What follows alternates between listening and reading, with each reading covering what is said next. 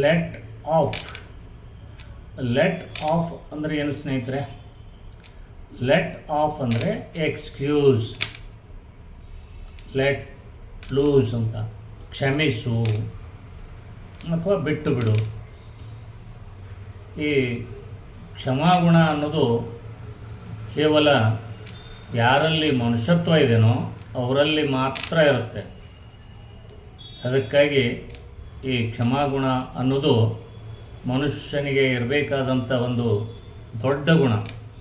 ಅದಕ್ಕೆ ಬಸವಣ್ಣವ್ರು ಒಂದು ಮಾತು ಹೇಳಿದರು, ಏನಾದರೂ ಆಗು ಮೊದಲು ಮಾನವನಾಗುವಂತ. ಏನಾದರೂ ಆಗು ಮೊದಲು ಮಾನವನಾಗು ಅಂತ ಹೇಳಿದರು. ಅದಕ್ಕೆ ಇಂಗ್ಲೀಷ್ನಲ್ಲಿ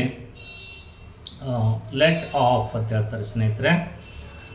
ಸ್ನೇಹಿತರೆ, ಇದೇ ರೀತಿ ಇನ್ನಷ್ಟು ಇಂಗ್ಲೀಷ್ ಕಲಿಬೇಕಾ?